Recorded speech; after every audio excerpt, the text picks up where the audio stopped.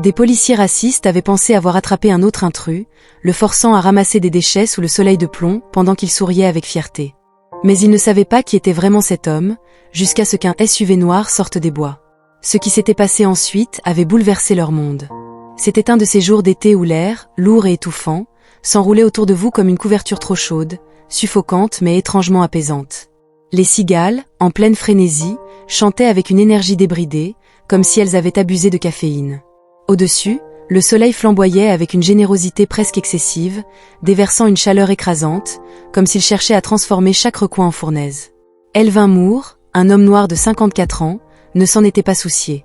Avec son simple t-shirt, son jean usé et ses baskets ayant connu des jours meilleurs, il incarnait l'image d'un homme qui appréciait les plaisirs simples de la vie. Petit, trapu, avec des cheveux poivre et sel, qui lui donnaient l'air de la sagesse personnifiée. Elvin se comportait avec une confiance tranquille, qui attirait l'attention des gens, même sans qu'il ne cherche à se démarquer.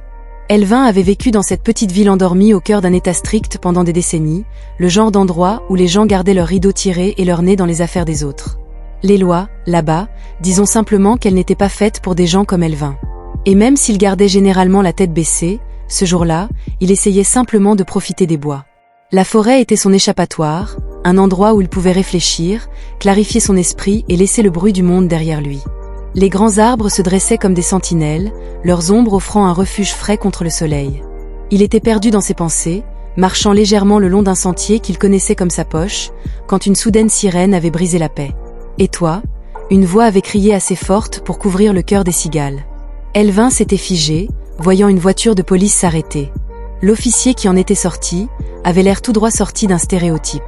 Joe Harper, un policier dans la trentaine, maigre, avec un sourire qui faisait plus penser à un prédateur qu'à quelque chose de rassurant, marchait vers Elvin comme s'il était le propriétaire des lieux. Derrière lui, un jeune officier, Tommy, le suivait, visiblement mal à l'aise, comme s'il aurait préféré être n'importe où ailleurs. « Quelque chose ne va pas ?» avait demandé Elvin, sa voix ferme mais curieuse. Joe n'avait pas répondu immédiatement, examinant Elvin avec des yeux plissés, comme s'il cherchait une raison d'empirer la situation. « Quelque chose ne va pas, tu as raison. Il y a quelque chose qui ne va pas, avait-il finalement craché en s'approchant davantage. C'est une propriété privée, et vous êtes en violation de propriété. Vous avez un permis pour vous promener ici. » Elvin avait froncé les sourcils. Il marchait toujours sur ce sentier depuis des années et n'avait jamais vu un seul panneau d'interdiction. « Désolé, officier, je n'ai vu aucun panneau. Je marche ici depuis des lustres. » « Eh bien, peut-être qu'il est temps que quelqu'un t'apprenne les règles, » avait rétorqué Joe, son sourire s'élargissant en quelque chose de plus menaçant. Il avait fouillé à l'arrière de son croiseur et jeté un grand sac poubelle noir sur le sol devant Elvin. « Laisse-moi faire simple pour toi, » avait-il dit en se penchant jusqu'à ce qu'ils soient presque face à face. « Soit tu ramasses ça et tu commences à nettoyer, soit je t'écris une amende pour intrusion. » La mâchoire d'Elvin s'était serrée, mais il avait gardé son calme.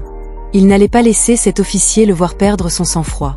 Avec un hochement de tête lent, il s'était penché, avait ramassé le sac et avait commencé à marcher sur le sentier, cette fois suivi de près par Joe et Tommy, comme deux baby-sitters trop zélés. La tâche en elle-même n'était pas difficile, mais l'humiliation étouffait Elvin. Chaque pas, chaque morceau de déchet qu'il ramassait lui semblait une petite atteinte à sa dignité. Et Joe n'avait pas manqué l'occasion de s'enivrer de pouvoir. « Ouais, c'est ça, ramasse chaque petit morceau », avait-il crié, sa voix dégoulinante de moquerie. « Peut-être que la prochaine fois, tu réfléchiras à 2 fois avant de te promener là où tu n'appartiens pas. » Elvin n'avait pas répondu. Il avait gardé la tête baissée, concentré sur le remplissage du sac, mais chaque fibre de son être lui avait hurlé de reculer. « Pas maintenant, pas ici. » Tommy, le plus jeune officier, traînait derrière. Joe, dont le langage corporel criait pratiquement son malaise, jetait un coup d'œil à Elvin de temps en temps, mais ses yeux se détournaient rapidement chaque fois qu'Elvin se retournait. La forêt, autrefois un lieu de paix, semblait alors oppressante. Les arbres paraissaient se refermer sur eux, leurs branches comme des doigts tordus pointant l'absurdité de la scène. Pourtant, à travers tout cela, Elvin était resté calme. Il n'était pas un homme à agir sur un coup de tête, pas quand il y avait de meilleures façons de faire valoir son point de vue. À chaque pas, à mesure que le poids du sac poubelle augmentait, sa détermination s'intensifiait également. Il avait pu être contraint à cette tâche dégradante, mais les roues dans son esprit tournaient déjà. Joe Harper pensait avoir le contrôle, mais il n'avait aucune idée de qui il avait en face de lui. Elvin avait resserré sa prise sur le sac, son esprit fixé sur une pensée. Ce n'était pas fini. Le soleil ne brillait pas seulement, il grillait pratiquement tout sur son passage. La sueur coulait dans le dos d'Elvin alors qu'il se penchait pour ce qui semblait être la 100e fois, ramassant une canette de soda froissé. Le sac poubelle noir, désormais plus lourd, traînait contre le sol comme s'il se moquait de lui. Chaque mouvement était délibéré, non parce qu'il voulait prendre son temps, mais parce que chaque fibre de son être refusait de donner à Joe Harper la satisfaction de le voir se hâter. La voix de Joe avait finalement brisé le silence, son ton suintant l'impatience. « Tu penses que j'ai toute la journée pour faire du babysitting ? Tu prends mon temps, et mon déjeuner n'attendra pas éternellement. » Elvin s'était redressé, essuyant lentement son front avec le dos de sa main. Son regard calme s'était fixé sur Joe, le genre de regard qui pouvait faire taire une pièce. Mais Joe n'était pas du genre à remarquer les avertissements subtils. « Tu penses que c'est la bonne façon de gérer ça ?» avait finalement demandé Elvin, sa voix calme mais tranchante comme de l'acier. Joe avait avancé d'un pas, ses bottes craquant contre les feuilles sèches. « Tu vas me faire la leçon maintenant ? Peut-être que tu as besoin d'un rappel sur la façon dont les choses fonctionnent ici. » Sa voix était devenue plus aiguë, comme un couteau essayant de percer le sang-froid d'Elvin.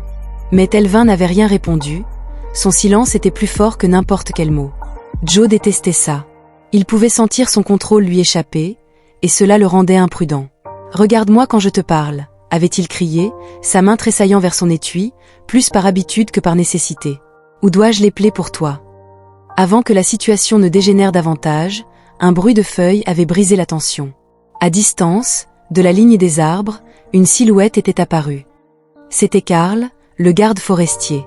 Il était le genre d'homme qui semblait appartenir au bois, robuste, avec une peau patinée et des yeux qui avaient l'air d'avoir tout vu. La voix de Karl portait le poids de l'autorité, même sans badge. Il avait marché vers le groupe, les bras croisés, ses bottes heurtant le chemin de terre. Joe s'était tourné pour faire face à lui, son sourire revenant comme s'il se glissait dans un rôle. « Oh, rien de bien spécial », avait-il dit en agitant un principal dédaigneusement. On faisait simplement notre devoir civique, en aidant ce monsieur à nettoyer la forêt dans laquelle il a décidé de se promener sans permission. Les yeux de Karl s'étaient plissés tandis qu'il passait de Joe à Tommy, pour finalement s'attarder sur Elvin un instant de plus, comme s'il tentait de reconstituer un puzzle complexe. Elvin, silencieux, avait croisé son regard avec une intensité tranquille, qui semblait dire « Tu sais que ce n'est pas juste. » La forêt, avait commencé Karl, sa voix lente et posée, est sous la juridiction de l'État. Plus précisément, elle est réservée à l'usage du gouverneur. Avez-vous une autorisation pour être ici et donner des ordres ? Un instant, la façade confiante de Joe s'était fissurée. Il s'était rapidement ressaisi, lâchant un rire nerveux, plus forcé que sincère. L'usage du gouverneur, allez vieux, ne me fait pas rire. Ce type-là était en train de pénétrer sans autorisation. On lui apprend juste un peu de respect pour les règles. Karl, impassible, avait planté ses pieds fermement au sol, croisant les bras avec une expression illisible. Enseigner le respect, vraiment ? Parce qu'à mes yeux, on dirait plutôt que tu es un peu hors de ta juridiction. L'irritation de Joe s'était manifestée par un sourire crispé, qui s'était vite transformé en une grimace moqueuse. Mon pote, je ne sais pas pour qui tu te prends, mais je suis le gars qui pose les questions ici. La voix de Karl l'avait interrompue, tranchante comme une lame. Et je te conseille de répondre prudemment. Joe avait serré la mâchoire, sa confiance vacillant sous le regard perçant de Karl. Tommy, mal à l'aise, s'était tenu en retrait, visiblement désireux de disparaître dans les arbres. Ses yeux passaient de Karl à Joe, suppliant en silence que quelqu'un désamorce la tension. Elvin, lui, était resté immobile, ses mains posées légèrement sur le sac poubelle. Il n'avait pas parlé, mais sa présence n'était en rien passive. Il observait, écoutait et attendait. Joe avait fini par briser le silence, sa voix basse et empreinte de frustration. « On fait juste notre travail, c'est tout. Ce type irait là où il ne devrait pas. » Karl avait haussé un sourcil, sceptique. « Tu es sûr de ça ? Parce que d'ici, on dirait plutôt que c'est toi qui es hors des limites. » Marmonnant quelque chose dans sa barbe, Joe s'était retourné vers Tommy. « Terminons, on n'a pas toute la journée. » Karl n'avait pas bougé, alors que les deux officiers battaient en retraite, son regard toujours fixé sur Joe, comme un prédateur surveillant sa proie. Elvin avait finalement rompu le silence, sa voix calme mais ferme. « Merci monsieur. » Il avait légèrement incliné la tête vers Karl. Karl avait répondu d'un hochement de tête, bien que son expression restât grave. Il n'en avait pas fini avec cette affaire, loin de là, et Elvin non plus. Alors que Joe et Tommy quittaient la scène, plus pressés que confiants, Elvin avait ressenti une lueur de satisfaction. Mais ce n'était pas terminé. Les rouages étaient déjà en mouvement, et lui comme Karl savait que cette confrontation n'était que le début.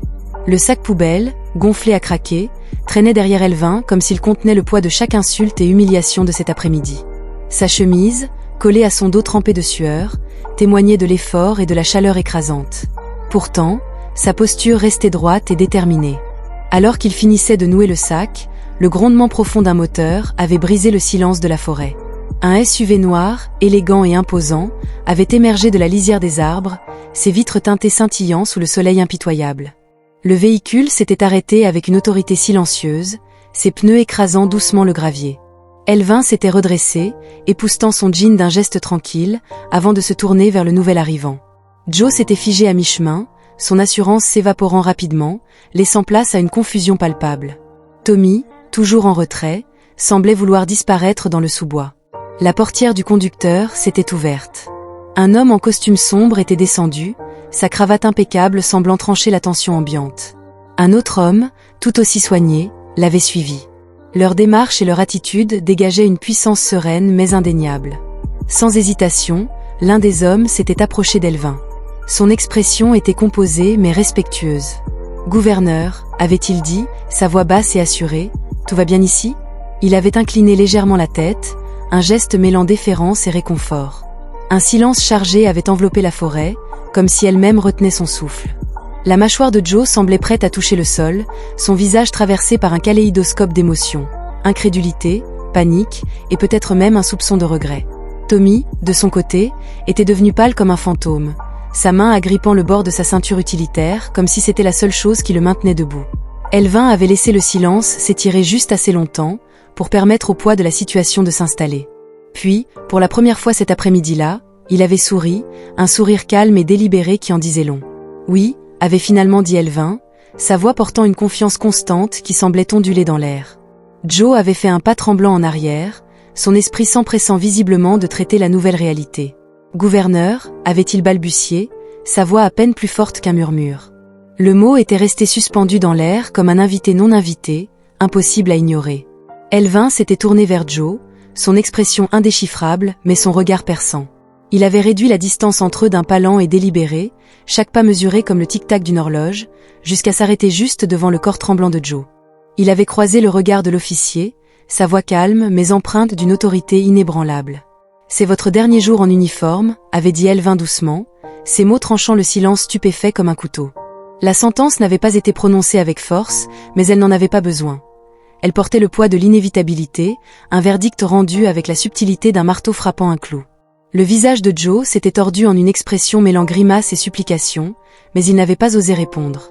Derrière eux, Tommy semblait prêt à fuir, mais les hommes en costume postés près du SUV veillaient à ce qu'il reste en place.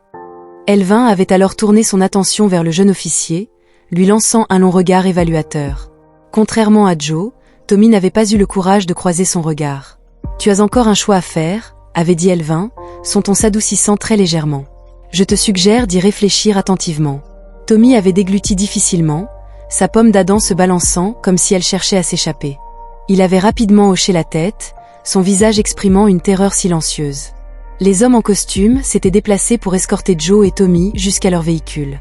La forêt avait expiré, la tension dissipée, remplacée par le bourdonnement des cigales et le léger bruissement des feuilles dans la brise. Elvin n'avait pas ajouté un mot. Il s'était simplement épousseté les mains, avait hoché la tête en direction des hommes en costume, puis était monté dans le SUV en attente. Alors que le véhicule s'éloignait, la gravité du moment était restée suspendue dans l'air, laissant Joe et Tommy debout, dans les débris de leur arrogance. Les conséquences avaient été rapides et implacables. Le lendemain matin, l'histoire était placardée dans tous les journaux locaux. Les gros titres des médias parlaient de l'officier rebelle qui avait osé humilier le gouverneur de l'État lors d'une promenade de routine dans les bois. Les réseaux sociaux avaient explosé. Les hashtags s'étaient multipliés tandis que les gens partageaient leur indignation, leur incrédulité et, dans certains cas, un amusement non dissimulé. Joe Harper était devenu, du jour au lendemain, le symbole d'une autorité incontrôlée ayant mal tourné. Une vidéo de sa confrontation avec Elvin, capturée par l'un des collaborateurs du gouverneur, était devenue virale, déclenchant des débats sur la réforme de la police et la responsabilité. En l'espace de quelques heures, Joe avait été placé en congé administratif. Sa carrière était effectivement terminée. Quant à Elvin, il n'avait pas de ralentissement. L'incident avait servi de catalyseur pour une initiative à l'échelle de l'État, visant à réviser la formation et les politiques d'application de la loi. À l'avant-garde du mouvement, Elvin avait utilisé sa plateforme pour faire pression en faveur d'un changement significatif. Sa force tranquille et sa détermination inébranlable avaient inspiré d'innombrables personnes à rejoindre la cause. La forêt, autrefois symbole d'isolement et de tension, était devenue un point de ralliement pour la réforme. Elvin Moore, cet homme souvent sous-estimé et rejeté, avait prouvé que, même face à l'injustice, la dignité et la détermination ouvraient la voie au changement. Merci d'avoir regardé, et à la prochaine dans une nouvelle histoire émouvante.